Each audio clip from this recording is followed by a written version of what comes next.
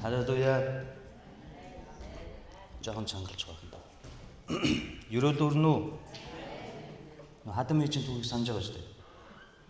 Бирийнхээ өмнөөс амен амен гэсээр өмнөөс нь гүйтэй болчтой.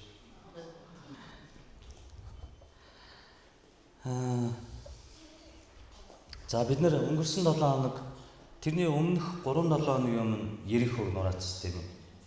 Ерихог нураагаад өнгөрсөн 2-7 хоногийн турш Ай хоттой байлдсан. Ерихогоос 10 дахин жижигхэн нийт 12,000 хүн амтай. Тэгээд 12,000 хүн амаас ч настангууд, эмэгтэйчүүд, хүүхдүүдийн хасгаар цэргийн тоо ойролцоогоор нэг 4-1 3,000 зэрэгтэй. Ийм Ай хотод гутамшигтайгаар ялагдсан Израилийн тухай үзсэн. Яагаад тэгж ялагдах болсон бэлээ? Яагаад гэвэл тэд нар Бурханаас урдчилж асуугаад.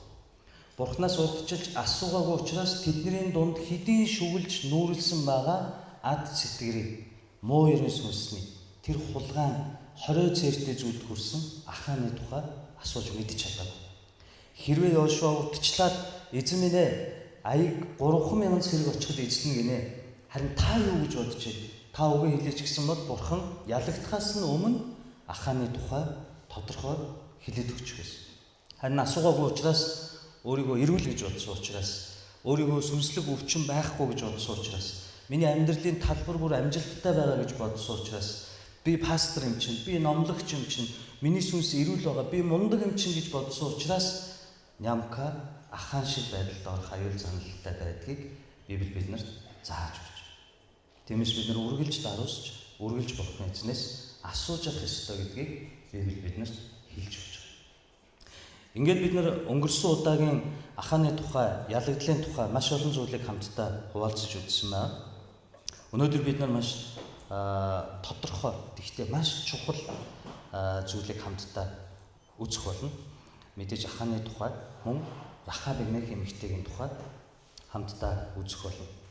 Одоо тэднэрт юу үлдсэн гэвэл дахиад Бурханаас асуусан. Эзэн минь бид нар ялагдлаа яах вэ гэж асуусан учраас Бурхан хэлж өгсөн, тийм ээ? Эхлээд хийх байснаа хоёрдугаарт хийцсэн гэсэн үг. Ингээд хоёр ялагдангуудаа Йошуа сэжүр аваад биднэрт ноо байна да гэд асуусан чинь Бурхан хэлж өгсөн. Та нарын дотор бузар муу зүйл нэгэнт орцсон учраас би чамаас нүрээ буруулсан. Би Израилаас нүрээ буруулсан. Энийг шийдэхээс нааш та нар ялж чадахгүй гэд. Ингээд тэд нар юу хийсэн бэ гэвэл бүх Овг аймгийг 2 сая хүнийг зуглуулад Юда овг Юдагаас Зихар, Забди гэж явсаар байгаад Аханыг олж авсан. Ингээд Аханаас асуудал Ахан үннээ хэлсэн. Ахан үннээ хэлээд майхан дотроос нь нөгөө хорой цээртэй зүйлийг хулгайсан учраас Аханыг гэр бүлийг нь хөвгүүд, охид, эхнэрийн хамт чулууга шидэж алаад Аханы дээр чулуун аваа босгоод тэр хүндийг Ахорын хүндий буюу шившигт, гутамшигт ганцаардлын хүндий гэж нэрлээд тэр нь өнөө хүртэл бидний дунд байсаар байна гэснээр Израилийн бузар муу сүнслэг өвчин үгүй болсон байна. Ингээд юу хэлжлээ? Одоо яах вэ? Дахиад эзнээс асуу. Одоо эзэн нэгэнт асуудлаа шийдсэн учраас тэдэнд хариултыг хэлж байгаа. За одоо ийм болсон бол би та нарт Аяыг ялах аргыг зааж өгье. Ингээд Йошуад эзэн Аяд тулалдах аргыг зааж өгж байгаа гэсэн гарч байна.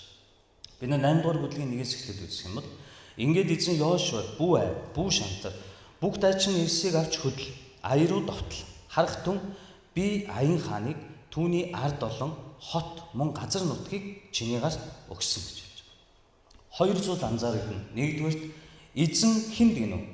Йошуа танд. Одоо Бурхан өөрийнх нь үгийг хүндлэн хайрлах болсны улмаас Йошуатай шууд тулж ярьж байгаа.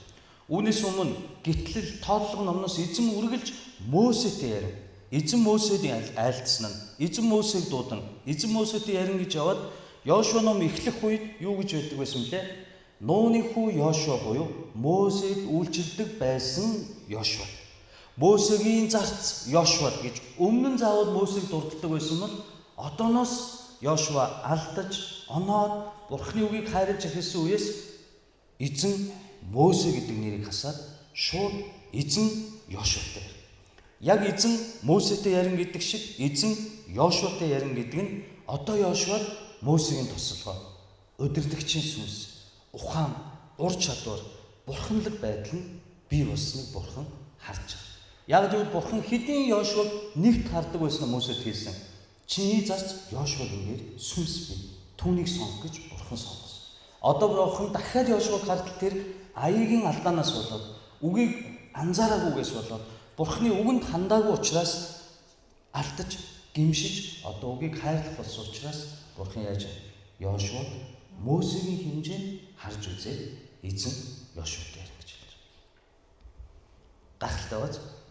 Ингээд эзэн Йошуатай ярихдаа хоёр зүйлийг сануулна. Уул нь 1-р бүлэг дээр Йошуа 1-р бүлэг дээр 3 зүйлийг сануулсан. Нэгийг хасцсан. Юу гэвэл ингээд эзэн Йошуад бүү шантар гэж хэлж байна. Гэтэл Йошуа 1:8 дээр Йошуа 1-р бүлэг дээр юу гэж хэлдэг вүлээ? Бүү шантар гэж 3 дахь нь юу гэдэг вүлээ? Гагцхүү миний үгнээс баруун тийш зүүн тийш бүү хазаа гэж 3 зүйл загсан. Харин энэ удаа яагаад баруун тийш зүүн тийш бүү хазаа гэдгийг бурхан хасч шууд хэлсэн бэ гэвэл нэгэнд хазаач учраас. Тэр асуугаагүй нэгэнт ахааны бузар гимнүгэл Израилийг ялгадалд хүргэсэн учраас бүхэл бүтэн ард түмнээ хохирож бүхэл бүтэн гэр бүлээ өхөлд хүргэсэн тэр гимнүгэл Израиль дотор ороод ирсэн учраас үүнийг шийдэх хүртэл бурхан дахиж миний үгнээс бүү хазаа гэж хэлэхгүй гэсэн. 8 гурвын төгсгөл гэрээг сэргээж байгааз тэр хүртэл бурхан Йошуаг гагцхүү бүү шантар гэж.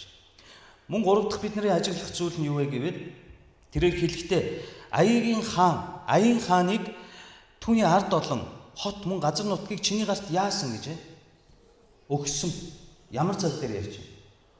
Өгөх гэж байна, өгөх болно, өгөж магадгүй, өгөхийг бодъё гэсэн үг. Өгсөн буюу өнгөрсөн цаг дээр. Ерихо дээр бас юу гэж хэллээ? Ерихог би чиний гарт өгсөн, өнгөрсөн цаг дээр байсан. Тэгээ би та нар санаж байгаа бол хэлжсэн тийм үү? Хэрвээ би Йошуагийн оронд байсан бол эзэн минь ээ хизээ өгсөн бэ? Юу яриад байгаа нь та харж гин үү? Бид нар энд хөвчөө хөндөлцсөн. Олигтой хөдөлж чадахгүй ирчүүд нь. Дээр нь дээгүүр өнгөрөх баяр, алгасал баяр тэмдэглээд одоо үргэлжлүүлээ явж байна. Эсгээгүй талхны баяр руу орцсон байна. Гэтэл энэ Ерихогийн чинь хүчирхэг 15 м өндөр чулуун цайз байж байна. Ерихочууд дотроо байж байна. Та яагаад өгөх болно гэхгүй өгсөн гэж яриад байгаа юм. Энийг бид нар анзаарах хэрэгтэй. Хизээ бурхан ингэж өнгөрсөн цаг дээр хэлдэг вэ гэвэл өөрийнх нь үгийг сонсоод бүрэн дагах үед итгэлээр босгохын тулд өгсөн гэж. Ойлгож байна. Өнгөрсөн цаг. Өөрөөр хэлбэл чи яг боддоор авсан аваагүй нь хамаагүй чи үгийг сонсоод үгийг аваад дуулууртаа дагаж эхэлсэн бол чи надаас авсан гэдэгтээ итэг гэж хэлж байна. Хэрвээ чи үгийг сонсож дуулууртаа дагаагүй бол үгийн дагуу амьдраагүй бол мянган би итгэж байна авсан байх болно гэж ойлоод нэмэр байхгүй аяичуд ялагдсан шиг ялагдaltaж хамаагүй. Тийм учраас дуулууртаа дагаж эхэлсэн учраас Ерихо Йордны гатлахтаа дуулууртаа байсан шиг энэ удаа дахин гимшээд дуулууртаа дагаж эхэлсэн учраас одоо харин би аяыг чиний гарт өгсөн гэж өнгөрсөн цаг дээр онцлон хэлж өгч байна. Ойлгож байна. Халууцаа жоо нойр гэж байна. Гайгүй эсвэл өнөөдөр жоо сэрүүхэн биш хэдүүлээ. За. Хоёрдугаар зүйл дээрээс бид нар харах юм бол нэг чухал зүйл бид нар анзаарах хэрэгтэй болно.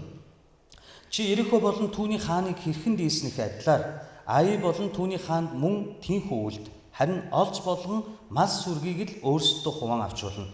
Чи хотын ард тал дотолтонд гарах тун гэж айлдав. За. Бурхан одоо юу гэж хэлж байна? Ерихог эзлэхт нь юу ч олж болохгүй гэсэн. Мал сүргийн хүртэл устдаг гэсэн тийм үү? Алт мөнгөний бүгдийг миний өргөнд авчир. Шатааж болох бүгдийг шатаа, шатахгүй бүгдийг миний өргөнд авчир гэж бурхан загсан. Харин одоо Ай хот дээр бурхан яаж байна? Би чам өгнө. Одоо харин Ай хотоос чи мал сүргийн бүгдийг хувааж ав. Олз болгон олзолж ав. Олцнуудын чи аав. Зөвшөөрж байна. Энэ үгийг сонссон бол, сонсох боломжтой байгаад сонссон бол хэн хамгийн харамсах байсан? Ахаа. Жоохон хүлээсэн бол. Жоохон хүлээсэн бол ахааны амьдралд бурхан өөрийнх нь авахыг хүсэж байгааг өгөх байсан гэсэн үг. Харин үүнээс бид нар юу олж харах вэ гэхээр бидний амьдрал Lexus 600 унахыг хүсэж байна. Land 300 унахыг хүсэж байна. Хаусанд амьдрахыг хүсэж байна. энийг Бурхан үнэхээр өгөхийг хүсдэггүй биш, хүсдэг байна. Яагаад гэвэл бид нар баян элбэг дэлбэг ах トゥ нартай туслах боломжтой амьдрахыг Бурхан хүсдэггүй биш, хүсдэг. Харин өмнө нь би хэлсэн хизээ энэ гин нүгэл болчдөг үйл ахаан шиг загнах үед. Бурханы товлсон цагийг хүлээхгүй өөрийнхөө загнах үед. Хүн баяжхыг хүсдэг тийм үү? Энэ гин нүгэл үү? Үгүй шүү дээ. Элбэг дэлбэг үр хүүхэдтэй, хань ижилтэй, эргэн тойрон гэр бүлтэй сайн сайхан амьдрал өгөхийг хүсэх нь огтхон ч буруу биш. Хизээ адын гмийн болчдөг гэвэл бие хамраар бусдыг залж хөлс уусахгүй хөнгөн хялбар аргаар баяжхыг хүсэж ирэхээр улс төрж орж, сонгуульд орж, нам дагаж, цүнх барьж гүгээд ирэхээр тэр хүсэл нь адын гим нүглийн хүсэл болж. Харин чин үнэн чир хөдөлмөрлөж Авраам шиг, Исаак шиг, Яаков шиг, Даниэл шиг, Давид шиг, Соломон шиг байгаа хүмүүс Библиэлд ямар хүн гуйлгч юм байсан бэ? Хамгийн ядуу нь Есүс байсан. Гэхдээ Есүсийг Бурхан юунаас ч дутаагаагүй. Хамгийн хүнд үеийн 40 жил цөлд байсан. Гэхдээ нэг ч шаахан сур тасарч, нэг ч өмдний өвдөг тасраагүй, цоороогүй бөгөөд усаар цангаагүй, маннаг өглөөг Бурхан өгсөн. Энэ бол хүн амьтнаас ялгарч байгаа юм. Та нар үхэр хээр ингээ өвс идэж явснаа хажууд ууд тавьчаад ингээд өвсөө хадгалж байгааг харсан хуяа урааж байгаа юм шиг. Тийм үхэр харсан. Өвөл яах гэж байгаа нөхөр өвөл идэгс юм аа гэд өвсөө урааж байгаа үхэр харсан. Удахгүй гам болгоч жоохон өвс ураагаа хадуур бариад явж байгаа үхэр харсан. Харин хүн юугаар өөр гэвэл хүсэж, мөрөөдөж, зорж, тэмүүлж чаддаг чадвараараа Бурхныг дуурайсан ухамсарт Бурхнаар бүтээгдсэн тэр сүнслэг ухамсар чанараараа амьтнаас илгэн. Харин одоо энэ үгийг сонсоод хамгийн их харамсах нь яагаад ахаан бэ гэвэл ахаан би жоохон хүлээсэн бол миний хүсэж ирсний Бурхан өгөх байсан. Үүнд цаг хугацаа хэрэгтэй гэж. Ерөнхийдөө тэр зүйл бол дэндүү өчүүхэн зүйл. Одоо Бурханы өгж байгаа зүйл анхны аян хэмээх жижиг хот тийм үү. Гэхдээ тэр мал адуус олж болгон бүгдийг ав гэсэн. Дахиад яа гэсэн. Дахиад зөндөө тэр олон хотууд 7 үндэстэн 5 том хааныг бүгдийг эзэлнэ. Бүх олзын Бурхан өгнө. Та нар хараарай. Йошуа 21 22 дугаар бүлэг рүү ороод ирэхээр Бурхан бүр Израильчуудыг хахтал, бялхтал өгөх бол. Юун тэр хоёр гоёлын ахааны хулгайлсан хоёр гоёлын дээр хідэн талаанд хідэн гулмаа алт. Тэрнээс илүү өгөх болно. Цаг нь болохоор Бурхан өгдөг гэсэн. Харин бид нар тэр цагийг хүлээж чадахгүй өөрсдөө шийдээд үйлдэл хийгээд эхэлдэг учраас бид нар ахаан шиг алтаанд орчдөг. Ойлгож байна. Тэгэхээр ахаан байсан бол яах байсан бэ? Би яах гэж хоёрын хооронд юм шунаад ийм хүнд шийтгэл хамсаж байна. Би зүгээр Ерихог нүдэ ханиал орхицсан бол авмаар байсан ч үгүй болохгүй. Эзэн 20 цэртий гэсэн. Энэ гоёлын брэнд дээлийн шатааж болох юм чинь энэ алтан гулмаагийн сүмд нь авчид өгчээ. Харин Бурхан надаа өгнө гэсэн итгэлтэй өгөнд итгэдэг байсан бол ахаан орхих байсан. Тэгсэн бол өдий дахаа яах нь? Олж омог дүрм амьдрал түүнийг хүлээж ирсэн байна. Цаг нь. Хаяа пастор номлохдоо энэ самбар тавьж өгөх болох уу? Тэгвэл та нарт ойлгомжтой байна. Гэхдээ өнөөдөр хэлбэл агаараа самбараа дахиад хэрэгжилчих вэ? Та нар ч зөв төсөөлөн бодох чадвар өндөр болсон. Рахаб ахаан нэрхтэмч арай том болгоч. Рахаб. Энийг бид нар сайн бодож үзэх хэрэгтэй. За, нийгмийн гарал үүслэр тийм ээ хүүхэд нь төрөхөд, эхнэр нь төрөхөд хамгийн түрүүнд эмнэлгийн үүдэнд асуудаг байсан асуулт юу? Хүү юу охин уу? Тийм үстэй. Царай муутай юм уу, хөх юм уу, улаан юм уу гэж асуудаггүй үстэй. Хүү юу охин уу?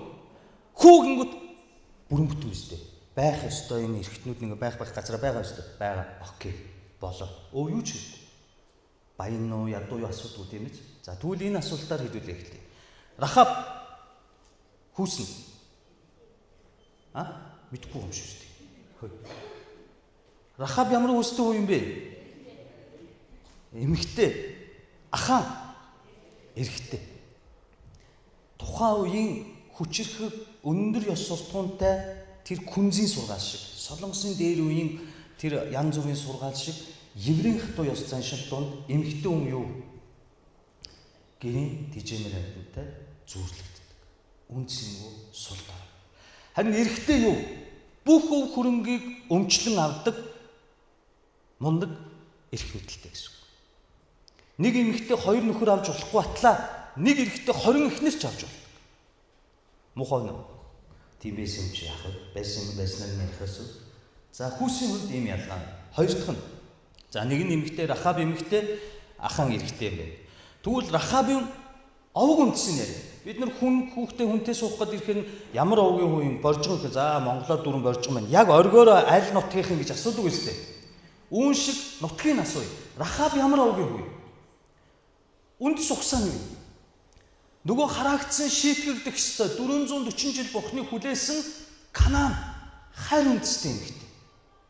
Харь үндэстэй эмэгтэйтэй Библи яаж харьцдаг байсныг бид мэднэ. Хүүхдийн талхыг нохоонд хаяж өгч байна. Марк 7 дугаар бүлэгт юм. Серафоник гаралтай грек эмэгтэй. Харь үндэстэн шийтгэгдэх ёстой байсан Канаан эмэгтэй.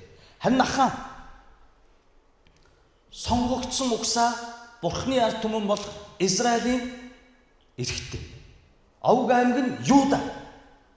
Сонгогдсон Израиль дотроо 12 овг аймагаас мөн сонгогдсон Юда овгийн нэг. Яагаад 12 овг аймагаас Юда сонгогдсон гэвэл аав эцэг Яаков нь үхтээ өрөөлөөд Юдагаас аврагч Юда овгоос аврагч эзэн Есүс Христ мэдлэг учраас 11 овг аймагаас том бол сонгогдсон. Хамгийн хүчрхэг том овгуудын нэг гэсэн. За тэгвэл нийгэмдээ ажил төрлийн талаар ярив. Рахаб юу гэдэг вэ?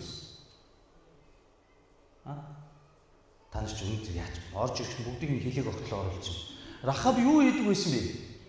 Бие үнэлэгч янхан эмэгтэй Рахаб гэж Библиэр хэлсэн байгаа үстэй. Муухай үг хэлэхгүй гэдэг юм. Гараад ирнээс илүү муухай үг хэлэхэд юм биш та нар байлаач. Бие үнэлэгч янхан эмэгтэй Рахаб. Энд чи юу юм? Тийм хүн болгоны хүсэж хийдэг ажил юм уу? Дорд эмэгтэй нөхөр сүүдэргүй энэ эмэгтэй хувьд ямар хэцүү амьдрал туулж байгаа вэ? Ганцаардсан, орхигдсон, хайр хүндлэл үзээгүй, мэдрээгүй тэр амьдрал. Тэгвэл ахаан юу гэдэг вэ? Цэрэг. Сонгогдсон угсаа Израилийн эрд цэрэг. Хин ч гэсэндээ Бурхны цэрэг дайчин болохыг хүсдэг үү? Хүсдэг бол та нар уухай гэж дуулаад байгаа шүү дээ. Бид нар бүгд Бурхны дайчин болохыг хүсдэг. Харин ахаан тийм биш.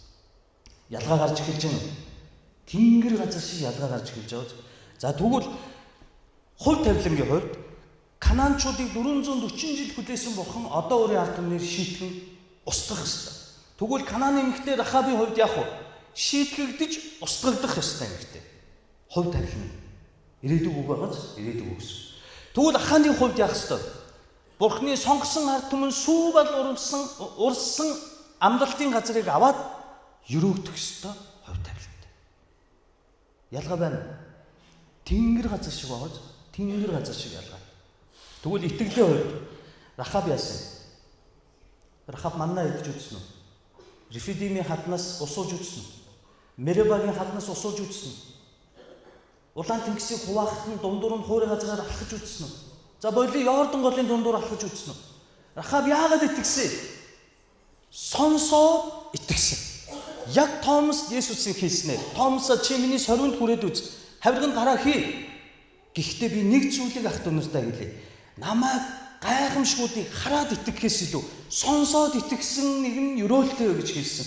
Тэр өрөөлийг сонсоод итгэсэн ахаан манна идэж үзсэн үү? Рефидимийн хаднаас ус гарахыг харсан. Мерибагийн хадны усыг уусан. Улаан тэнгис гаталсан уу? Бүр Йордан голыг хуурай газраар гаталсан уу? Үүлэн баг нь галан багныг нүдээр харж дагсан уу? Эзний цог жохлон өөрийн майхан дээр гайхамшигтайгаар бууж ирэхийг хоёр нүд ярихаар нэг кинон дээр сонсчих дараа нь тоглоод хүслийн энэ хоёрыг яриад идэг тоглож хэлдэг үг ярьж юм харддаг шүү дээ болохгүй. Тэгсэндээ кинон дээр хөөе нэг ээж нь солонгос кино байхгүй юу? Хөөе чиний над нүүрэн дээр хоёр бөөрийн юм чинь чимэглэг биш байгаа ч гэдэг шиг. Нүд ярихаар тэр ээж юм санаанд ороод байгаа. Юу ярих чинь лээ? Нүдээр үтсэн гайхамшгуудыг амталж амсад туулсан байхгүй. Манна Мерибагийн ус хаднаас олгоод тус. Гэхдээ тэр яасан? Итгээгүй учраас хулгай хийсэн. Бурхан хүссний өгнө гэдэг тэр хангалтанд итгээгүй учраас өөрийн хэмжээнд арга хэмжээ төрүүлээд авчихсан. Энэ дундаас одоо та нарт ингэж харагдаж байгаа зүйлтэй самбаргууч гэсэн 3 том ялгаа байна. Энэ 3-ыг би өнөөдөр та бүхэнтэйгээ хуваалцах гэсэн. За эдгээр ялгаануудаас гадна 3 том ялгааны эхнийх нь Рахабын хувьд Израилийг ялалтанд хүрэхэд нь яасан? Гүгү би энэ юмд оролцохгүй зайл манахаас гэсэн төвшөлтөд орж ирэх юм. Тусалсан. Нуусан. Оргохтон цухтагаад тэгээд юу гэж хэллээ? Та нарын бурхан бол хамгийн агуу би сонссон. Тийм учраас та нар эргэж ирэхдээ ялан гэдэгт нь итгэж байгаа учраас эргэж ирээд ялахаараа намайг амьд үлдээг. Миний бүхний эцэг хийг, миний орон нэрийг амьд үлдээг гэсэн. Энд чинь ялан гэж итгэж байгаа хүн ярина үстэй. Тийм үстэй. Тэгж итгэдэг учраас бид нар суумочдын тэр асуушрын зиндаанд авж байгаа 200-300 сая төгрөг зайсан хэд өгж байгаа байрыг өөрсдөө авах гэж байгаа юм шиг нөгөө булаацалтаад үгүй тэдний тийм аав гэж бүр хошин шогуултал байдаг юмсан. Үүн шиг Рахаб итгэжсэн гэсэн үг. Харин үүнийхээ итгэлийн улмаас Израилийг ялалтанд хүрэхэд тусалсан. Рахабын хэлсэн үг Йошуа болон Израильд урам зориг өгсөн. Юу гэж хоёр туршилт хэлсэн гэвэл та нарын гарт хэдийн Ерихог өгсөн. Бүгд дайнд дагжин чичилж байна. Энэ үг хоёр туршилт Рахабаас сонсоод энэ сайн мэдээг Йошуа Израильд хэлэхэд бүгд зориг өгсөн. Тэднийг ялалтанд тусалсан. Тэгвэл Аханы хувьд яасан? Израилийг яалаа Аханаас болж Израиль яалаа ялагдалт үүсэн. Өөрийн ард түмнийг гутамшигтайгаар ялагдалт дагуулсан. Энэ аюултай байж би нэг ганц хүнээс болоод юу сүртэй яавал гэж надаас болоод бүтэн чуулган завхарна гэж юу байсан гэж бодож байгаа нэг л ахаан байвал энэ сүм дампуур. Бурхан дандаа хамтд нь ашигладаг гэдгийг бид нар харах хэрэгтэй. Бид нар анхаарал тавьж, анхааралтай хариуцлагатайгаар бодох хэрэгтэй. Үргэлж нэг хүнээс болж бурхан ажилладаг гэдгийг бодох хэрэгтэй. Та нар боддоо энэ дэлхий хинээс болоод бүх бүтээлүүд гин нүгэлд орсон. Адам Ева хэмээн ганцхан хүмүүс Адамаас болж. Харин хинээс болоод бид бүгдээрээ авралт хүрсэн. 17, 12 хүнээс болж байгаа. Ганцхан хүн бол Христнээс Есүс Христнээс болж. Үүгээрээ бурхан нэгийг нэг гэж голддоггүй бид нар харж байна. Үүгээрээ бурхан тэр нэг хүний төлөө сүнслэг ажиллаа хийдэг гэдгийг бид нар ойлгох хэрэгтэй. Тийм учраас манай чуулганд надаас болж хин тэгүү гэж би яавал гэж бусд нь болж байгаа юм чинь намайг яавал гэж бодож байгаа тэр нэг нь Аханы сүнсэнд эзэмдэгдэх болно. Тийм учраас тийм нэгэнд хатуу хандж зэмлдэг удирдагч нар хэрэгтэй.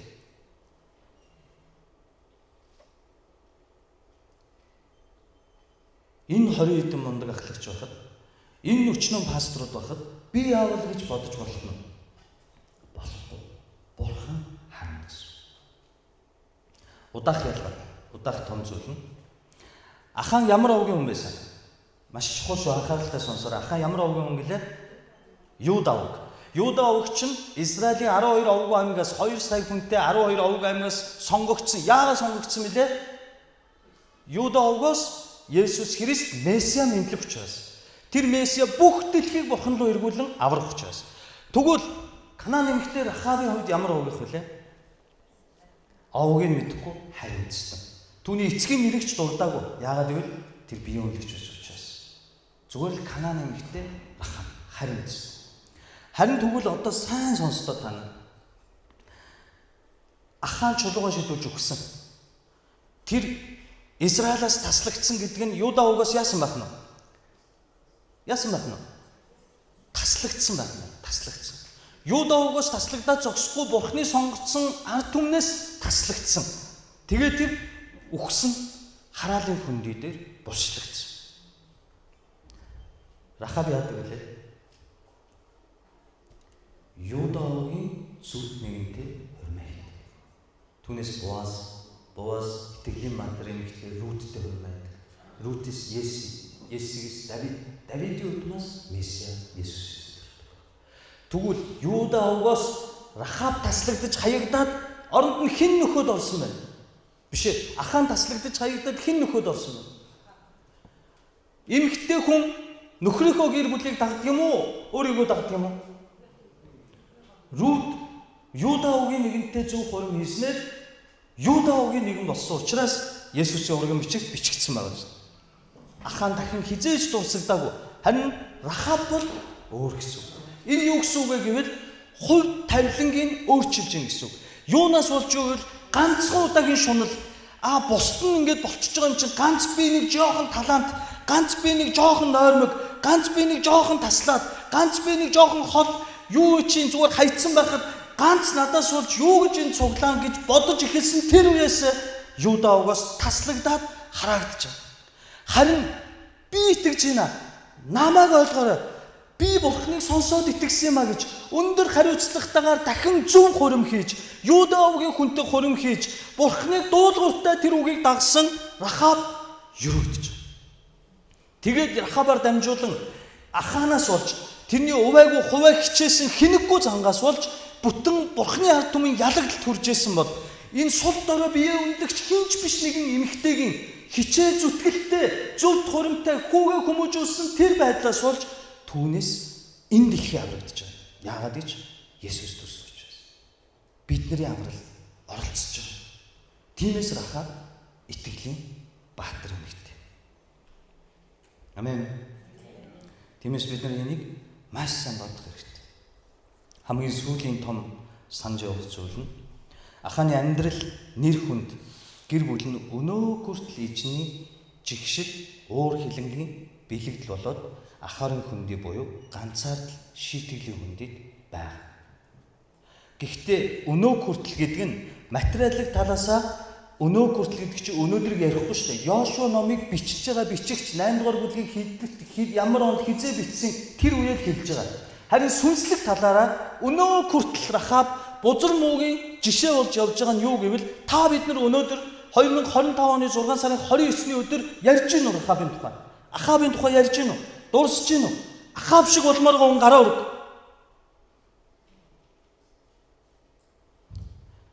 Манай хань ижил отгой юм хоёр гараа өргөж байгаа юм. Ахаб шиг болмоор гон. Ахаб шиг болмоор гон.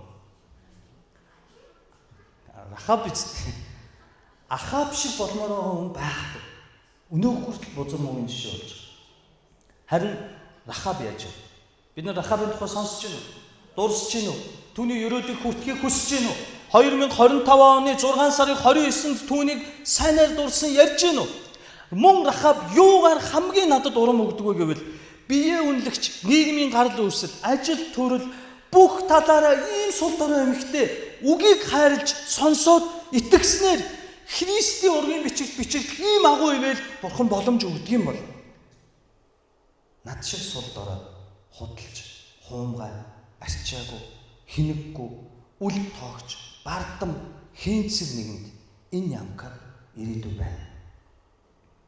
Ирээдүй төрдөг. Рахабыг бодохоор яаж ч онж дороодсон надад боломж байна. За чи суугаатаа яасан? Бүкс мөкс чинь загтнаад байгаа. Та хэдий ч өндөй бити сандлын ард уурцсахаа сууд. Ойлгож байна. Би маш чухал юм ярьж байгаа учраас та нар ойлгосоо гэж хүсэж байна. Энийг өнөөдөр Рахаб дурсдагж байгаа нь өнөө хүртэл гэж хэлдэг. Ахан гэдэг хүн ийм байдал гаргаснаа. Ганц миний алдаа юу гэдэг. Намайг хэн тоодгийг.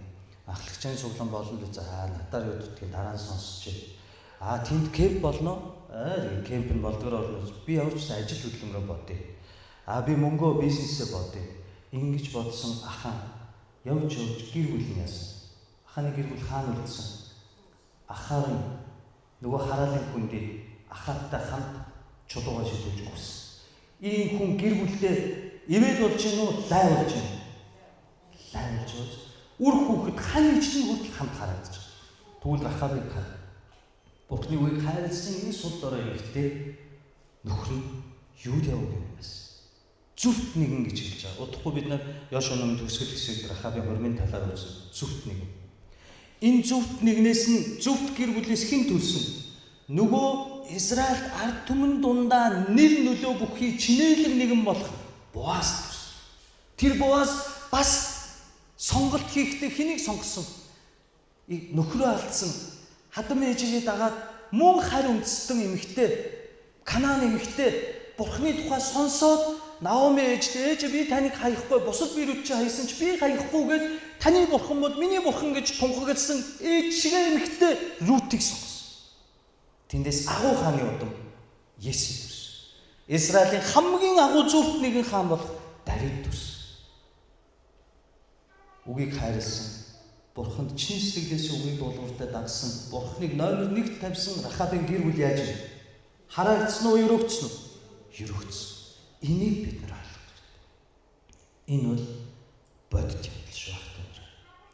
Тийм учраас би зарим нэг сүмийнхэндээ иймэрхүү байдал гаргаад ирэхээр хатуу зэмлэдэг. Энгийн бишиг зэмлэдэг. Яг гэвэл одоо дөнгөж хундаа сүмийн байшин бариад дуусах би пагах төртгээс аха сүмийн байшин бариад дуусах яг болдгийм бэ. Ёстой дунд нь 2-3 муурж унлаа, ядаргаанд орлоо, үсгийцэг унлаа, ёстой нүд ам хөхрлөө, хэлбүү болох шахлаа, зүрх зогсох шахлаа тэгтээ болдгийм бэ. Одоо хамгийн хэцүү нь энэ сүнслэг сүм барина гэдэг чинь ямар хэцүү юм бэ хаа. Тэгээд энэ Бурхны тавьж байгаа шаардлага нь нэг хүн дээр хүртэл фокус өгч. Тиймээс бид нэр бодох хэрэгтэй, сонсох хэрэгтэй, ойлгох ухаантай байх хэрэгтэй. Би нэр маань илүүцэндээ биш шүү дээ. Энэ гадаа байгаа баригдыг та нар харна. Миний найзууд, миний дүүнэр эдгээр чи итгэгч биш. Итгэгч та нарыг хийхээр бүгд ажил төрөлтөй боломжгүй. Тэгээ баригд төсөөс. Эдгээр чин 100-аар татчин, тамхиа татчин, хаяад алга болчин, уцаа салгачин. Хангалттай нэрвдэж байгаа би сүм дотор нэрвдэх надад шалтгаан байхгүй байх ёстой байдал. Үг намайг ятгаад. Нэг хүн нэг гэхгүй Израилийн мөхөл төрөсөн. Энэ нөхөр. Харин сул дорой нэг дорой эмэгтэй нэг хүн нэг гэхгүй Бурхны ард түмнийг авсан. Энэ эмэгтэй. Энийг та бодох хэрэгтэй. Та хэн байхыг хүсэж чинь энэ сонголтоо хийх хэрэгтэй гэсэн. Амен. 3-8 уншия. Йошуа бүх дайчин ирчүүдтэй хамт аяарууд довтлохоор хөдлөв. Йошуа 30 мянган эрхлэх хүчтэй ирсийг сонгон авч тэднийг шөнөөр илгээв. Йошуа тэдэнд тушаан анхаарах тун та нар хотын ард талд довтлон гарах ёстой. Хотоос хэд холдолгүй бүгд бэлэн байна. Тэгэхэд би өөрийн хамт байгаа бүх хүнтэйгээ хот руу дөхөж очино. Тэд урдын адил биднийг угтан гарч ирэхэд тэд биднээс зугтана. Бид тэднээс зугтана. Тэднийг хотоос холдтол бид зугтана. Тэд Израильчууд урдын адил биднээс зугтаж байна гэд бидний араас нэхэн гарах болно.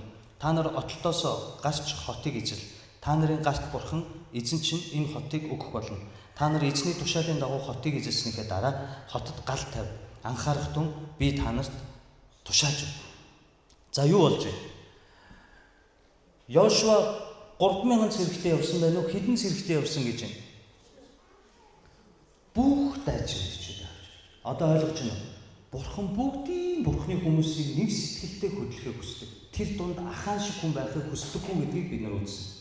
Йошуа бүх дайчин ирчүүдээ авч яваад 30 мянган отоонд үлдээсэн. Өөрөө үлдсэн цэргүүдтэйгээ Аягийн хаанд харагдаж байгаа. Аягийн хаан яасан гэвэл өмнө нэг ялцсан юм чинь сайн сонсороо. Өмнө нэг ялцсан юм чинь хоёр дахь ялна гэд бүх цэргүүдээ аваад Йошуа хөөнө гэж.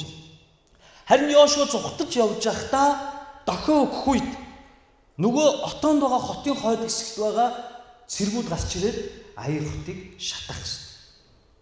Ойлгож байна. Отоонд байгаа 30 мянгаыг Аягийн хаан мэдчихэж байгаа юм. Мэдхгүй. Йошуа за сайн сонс. Сайн сонс. Би чанаргүй олон юм ярьснаас чанартай яриад одоо дуусгасан болж байна. Та нар сонирхолтой байгаад сайн сонс. Ерихо гэж хэлсэн юм чинь Ай юуч биш. Харин өөрсдийн дотор ахаан байгааг Йошуа мэдсэн. Энэ хараад одоо гимшиж үг рүү иргэсэн Йошуагаас авагдаад хинд өгөгдсөн юм дайсан дээр өгөгдөж. Яг үүш Өмнө нэг ялцсан юм чинь дахиад ялна гэж Аягийн хаан бодсон. Хинтэй адилхан юм. Ерихөөг ялцсан юм чинь Аяг ялна гэж бодсон Йошуатай адилхан байгаа. Йошуагийн алдааг дайсан гэж хэлж байна.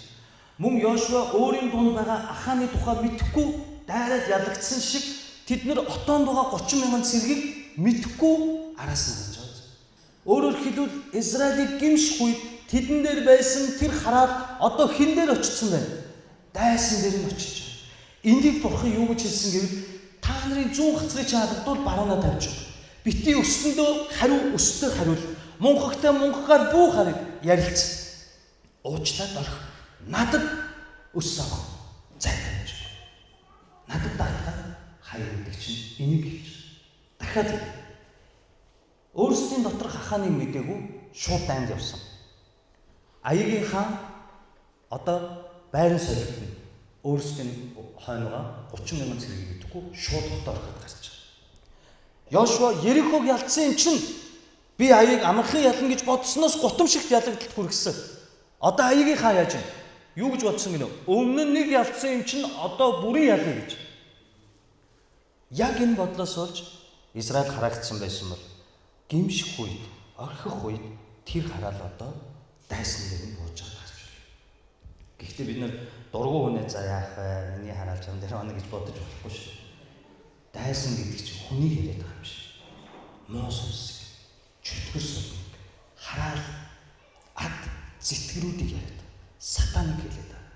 Тиймээс бидэнд зориулагдсан гэм нүглийн төлөөс болох ёстой тамийн тогоо одоо хүнд зориулагдсан? Есүсээс болж сатанад зориулагдсан болж байгаа юм. Энийг ярьж.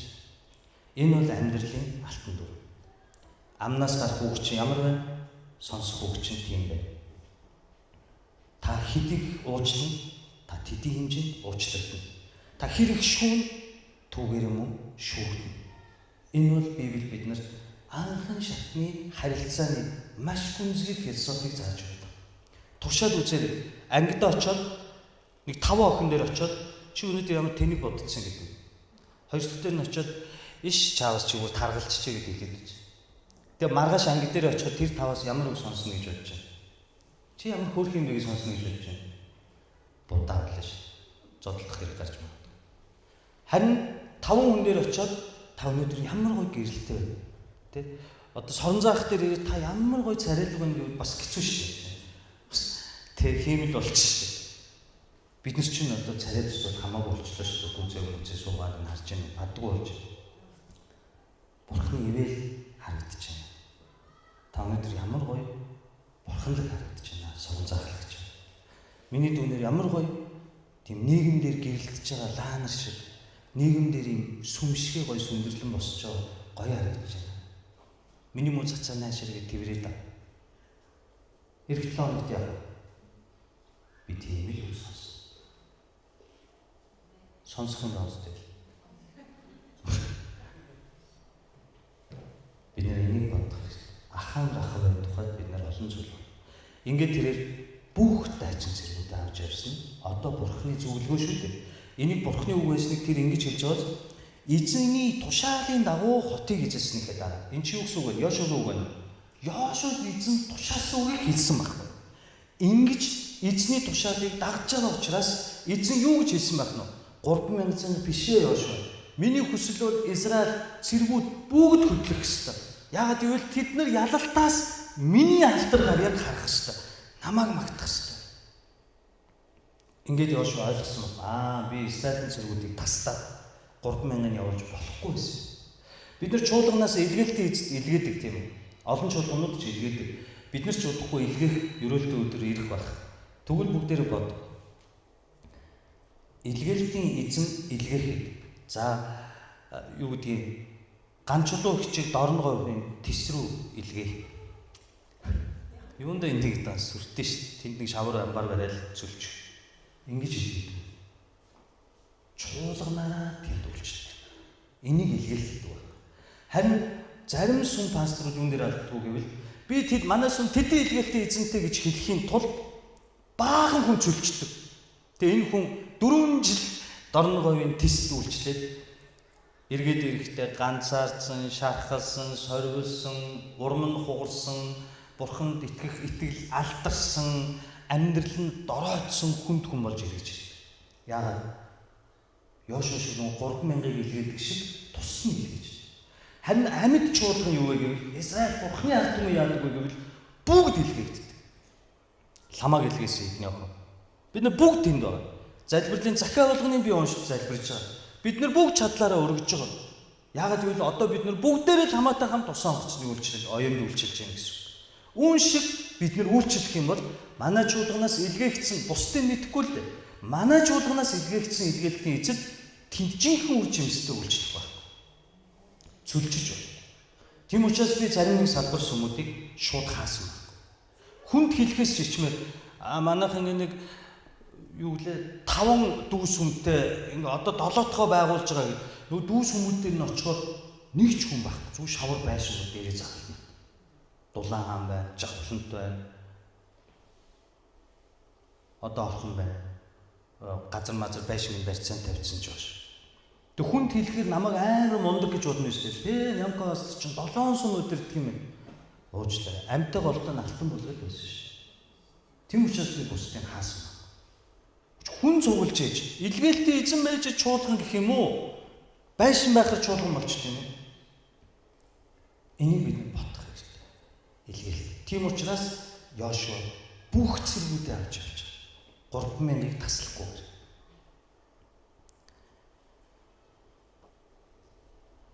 Мөн 9:11 дээр Йошуа байсан бидэнд байх ёстой нэг чухал зүйл гана би тав нь уншиж өгье.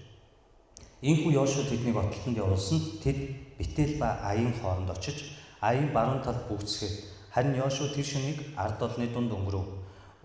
Йошуа өглөө эртлэн босож ирчүүдийг нэгтлээд ард олныг тэргүүлэн Израилийн ахмадуудын хамт Аи руу яв. Түүнтэй хамт явж байсан бүх дайчин эрс хотын үүдэн талд ойртон ирээд Аи хотын хойд зүгт буув.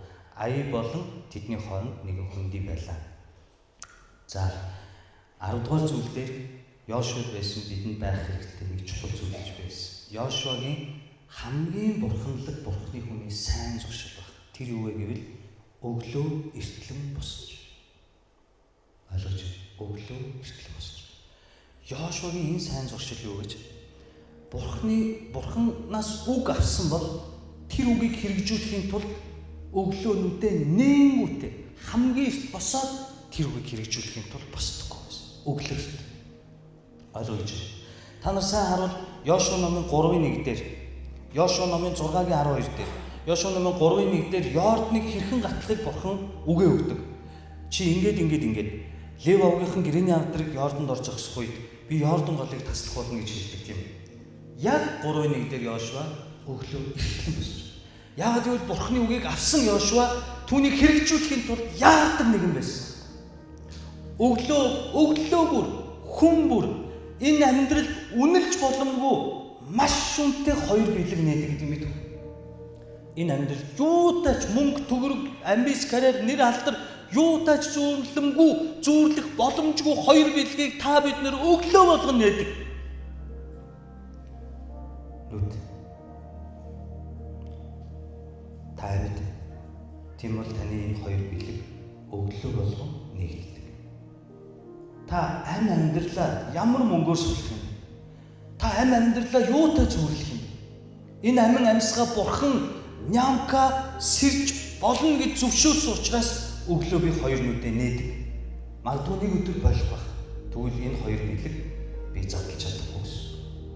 Тиймээс энэ үнцэнтэй бэлгээ өглөө бүр нэх бүрдээ Йошуа юуны тухай боддог байсан гэвэл бурханаас авсан үгээ хамгийн түрүүнд бодож хэрэгжүүлэх гэж өглөө эртлэн босдог байсан тухай. 6-гийн 1 дээр ч 6-гийн 12 дээр ч ялгаагүй Ерихог хэрхэн эзлэх тухай бурхан зааж өгдөг. Гэрээний амтрыг бариад 6 өдөр хоорондоо юу ч ярихгүй өдөр бүр нэг удаа Ерихог тойр 7 дахь өдөр хашгир ингэж зааж өгөхөд яг 6-гийн 12 дээр маргааш өглөө нь Йошуа дахиад эртлэн босч байгаа. Тэгээд яаж вэ? Яах гэж эртлэн босох вэ? Авсан үгийг яаж хэрэгжүүлэх вэ?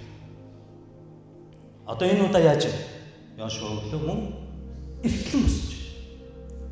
Ингэж ихтлэн босох бүрдээ Йошуа урд өдөр нь үг авсан. Тийм учраас тэр үгийг хамгийн хурдан хугацаанд хэрэгжүүлэхийг хүсдэг учраас өглөө ихтлэн босдог гэсэн. Харин аяхтыг ялагдлалт Йошуа өглөө ихтлэн босдог тухай бичгч маань бичээ. Яаж үг аваагүй гэсэн. Харин та бидний өглөө юу бодож босдог вэ? Мөнгө, амьдрал, бизнес, бензин тос, өөрсдөндөө байж болох янз бүрийн дэлгүүр, хоршоо, хүүхдийн сургалтын төлбөр, ажил төрөл ийм юм бодож. Яагаад энэ гайхамшигтай агуу ялалтууд та бидний амьдрал одоо өгдөх боломжтой атлаа ховор байдаг гэж бид нар үгийг нэгт тавьдаг гэж байна. Харин Бурхан юу гэж хэлсэн гэвэл чиний хүсэж байгаа бүхнийг би чамд өгөхийг хүсэж байгаа нь үнэ. Чиний хүсдэг амьдралыг би чамд мөн өгөхийг маш их хүсдэг ээ. Гэхдээ чи намайг нэгдүгээрт тавиад байлаач. Миний үгийг нэгдүгээрт тавиад байлаач. Чи миний оронд ажил төрөл, амбиц карьер, бизнес, худалдаа, наймаа, мөнгө төгрөг биш, гэр бүл биш, намайг нэгдүгээрт тавиад байлаач. Миний үгэнд дуулууртаа дагаад байлаач. Тэгвэл чиний хүсдэг амьдралыг бүр бялхсан чигчснээр өгье гэж хэлж байна. Бид нэ дандаа нүд үзсэн, чих сонссон ивэлүүдийг энэ амьдралаас хүсдэг. Унах унаа, орон байр, үсгэлэн гоо, элбэг хангалуун байдал, мөнгө төгрөг. Харин Бурхан биднэрт юу гэж хэлсэн бэ? Би та нарт нүд үзээгүй, чих сонсоогүй байлээ гэж. Энэ нүд үзээгүй, чих сонсоогүй байлээ. Миний нүдэрээ үзэж үзээгүй, миний чихээрээ сонсож үзээгүй хэмээлийг би хамаар. Тэр бол агуу амар тайван, ариун байдал, зүвт байдал, сүнслэг хүчрэх байдал, бусдыг босгон барьдаг, гэрэлтдэг, давс шиг байдал үүсэж. Хинч давсанд хайртайгээд халбаг халбаар нь хоолнд хийдэггүй. Гэхдээ давсгүй хоолыг хинч хийдэггүй. Хүмүүс гэрээхээ хөргөчийг онгоолгоод, хүнсний шүгэгээ онгоолгоод хинч давс байна уу гэж харахаасаа илүү тийм амтлагч байна уу, төмс ногоо байна уу, мах байна уу гэж хардаг. Гэхдээ давс байхгүй бол бусд нь бүгд амтгүй байдаг. Байхгүй нь мэдэгдэхгүй батлаа, байхгүй бол бусдад өгүүлэгддэг нэгэн давс шиг. Тиймээс би биднийг давс шиг гэж. Байхгүй нь мэдэгдэхгүй батлаа. Ямар сайхан давслаг, яасан сайхан давслаг, амттай давстай хоол уу гэж ярьдаггүй үстэй бид нар. Гэхдээ давсгүй бол амнаас унчих гээд байдаг гэж. Таныг байхгүй нь мэдэгдэхгүй даруутлаа. Харин байхгүй бол эргэн тойрны хүмүүс чинь өгүүлэхээр хэмжээ. Рахав шиг ингэж амьдрахыг хүмүүс. Тиймээс би та бүхнийг дахиад үгэнд уриалгав. Бид нэрийг эзэн үгэнд уриалж бүгдээ үг рүү шийд. Үг эртлэн босъё. Бурханаас үгийг авч хөдөлдөг мэрэгэн хүмүүс байцгаал тахт өнөр. Бид нар зөндөө унж босч алдаж онлоо шүү. Энэ амьдралд зөндөө нухлууллаа шүү. Одоо тэгвэл эзэн заагаад байна шүү. Бүтэн сайн болгонд танд надад хэлээд байна. Нямка үгийг уншиж судлаад үгийн дагуу амьдраад байлаач чи. Тэгвэл чинь хүссэн бүхний чинь би өгөх гээд байна шүү. Гэтэл чи үгнээс илүү өөр юм бодоод байна шүү.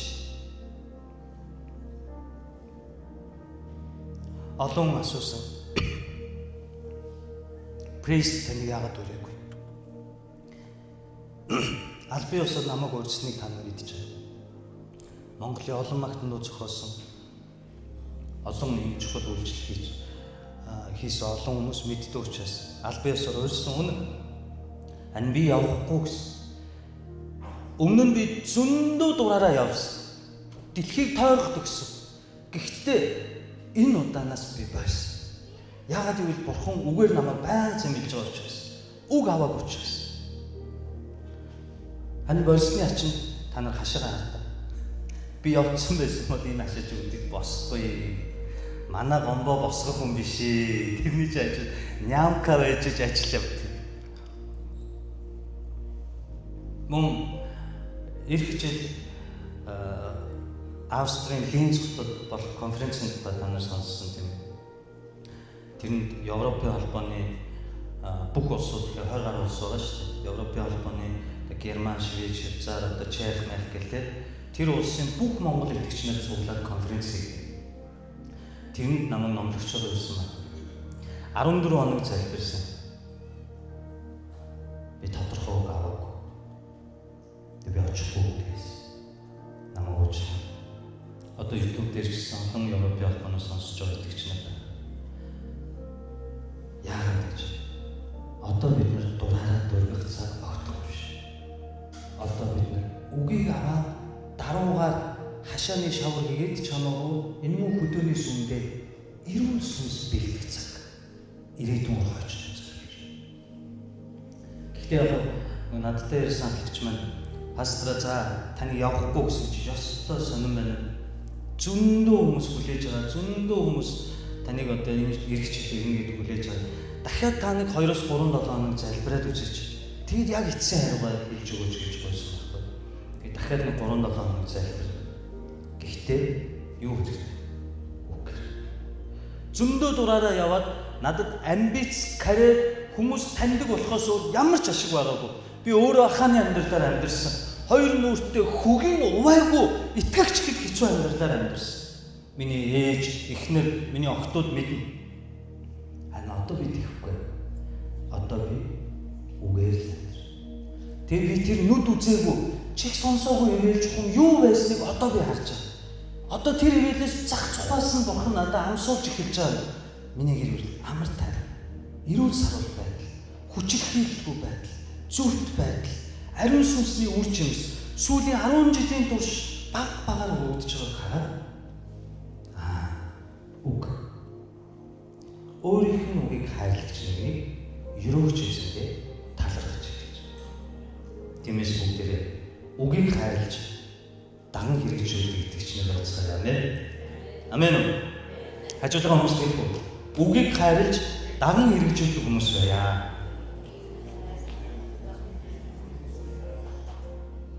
Манай өсвөрийнхэн манд сая үгийг хайрлаж хөвсгөл явж байсан. Тэгтээ амжилттай шүү. Библи цээжлэн гэдэг тоглоом биш шүү. Том том ярьдаг би ч эдгээр хэмжээнд цээжлэх үнэ л. Эдгээс чинь минут секундээр уралдаж төгдөрөхгүй цэг таслаад алдахгүй хэлж байгаа. Би маш их талархдаг. Мэдээж асуудал яриул, хувь хүний харилцаа яриул би хаалттай. Гэхдээ үг байгаа учраас би бууж яв. Пасторын дэмжээ ядаж хоолны мөнгө явуулъя, туслая. Тэгсэн манай хэд маань Библийн тэмцээний 3 дугаар байрнаас. 4 дугаар байрнаас. Монголын авраг үстэй.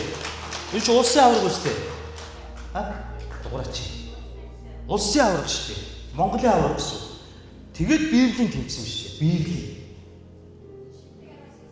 Шилдэг 10-аас Исүхээ 3 тус. Йоо. Одоо миний дээр 31-тэй нэг 3-аар 30 руу орчуул болчих гээд байна. Гэтэ мундаг байгаа шилдэг 10-аас шүү дээ. Топ 10. Монгол улсын хэмжээнд 21 аймгийн хэмжээнд 700 гаруй сүм байгаа шүү дээ. Монголоор дүүрэн зөндөө итгэгч нар байгаа. Орж байгаа. Энэ бол эзэн надад өгч байгаа бэлэг ба. Энэ ч сүнслэг эцэг хүн сүнслэг хүүхэдтэй баярлах ёстой бэлэг ба. Тэглээ би хүүгэж авахгүй. Зүгээр пастор хүний хувьд энэ маш гоё юм даа. Дахиад нэг баяр хүргэв. Дараагийн хүүхдүүд араас нь бэлтгэгдэж байгаа. Түүчээ биш.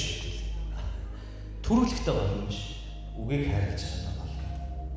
Бүгдээ хамтдаа залбирanгуйцгаая.